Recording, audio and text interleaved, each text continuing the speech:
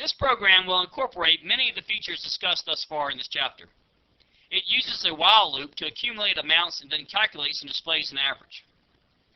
It begins by declaring and initializing 4 variables.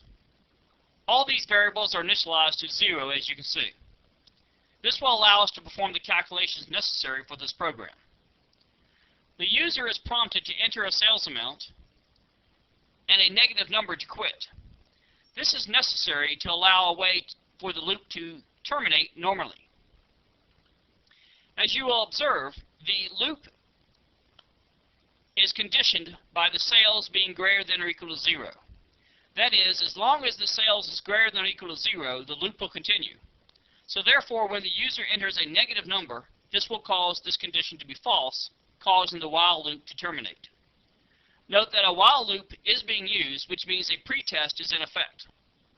This will allow for, if the user so chooses, to enter a negative number as the very first sales amount, and no calculations will take place, which are in the loop.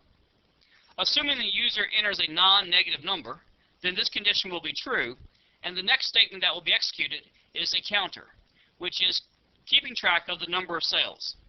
This is necessary to allow us to create an average at the end of the process. The next calculation is to accumulate the sales into the variable total sales. Notice the pattern. Anytime you want to accumulate is to create a variable such as total sales and set it equal to itself, total sales, plus the variable, in this case sales, that we're trying to accumulate. The same pattern is created when you're trying to count, that is, a variable set equal to itself plus 1.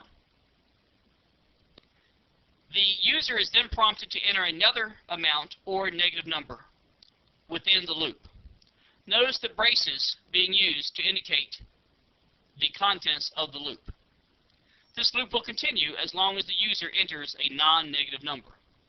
When the user does enter a negative number, this condition is no longer true, and then the control is brought down to the bottom of the loop, where in this case the average sale is calculated, which is the total sales divided by the number of sales, which is our counter. And then the average sales is simply displayed in the cout statement. Let's compile and execute this program to observe its run. If I enter $1,000 as a sales amount, and then a sales amount of $2,000,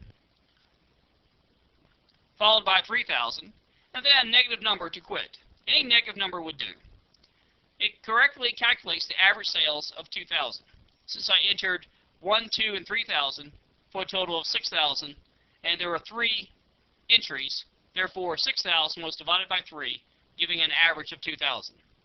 So the program does indeed work, and it does perform all the calculations necessary. Recall that counters and accumulators should be initialized with a beginning value. In this case, we initialized each of the variables when we declared them. Although most counters and accumulators initialize to 0, you can in fact initialize them to any value that the algorithm demands. Notice that the prompt tells the user to enter a negative number when he or she is finished entering sales amounts. Values that are used to end loops are referred to as sentinel values.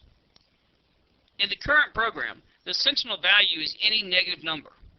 The sentinel value should be one that is easily distinguishable from the valid data recognized by the program. In this program, for example, a negative number is used as the sentinel value because the sales amount cannot be less than 0. You would not want to make the sentinel value a valid sales amount, such as 2,000. Also note that there are 2 sets of prompts, above the loop and also within the loop, to prompt the user to enter a sales amount. This is necessary due to this fact. Recall that after the while loop instructions are processed, the program returns to the beginning of the loop, not outside the loop. Because the first cout and C instructions are located before the while clause, the program will never return to those instructions once the loop begins. In other words, the cout and C instructions located above the loop get only the first sales amount from the user. The cout and C instructions located within the loop get each of the remaining sales amounts, if any, from the user. If you forget to enter the second set of input instructions, the user will not be able to enter either another sales amount or, more importantly, the sentinel value that stops the loop.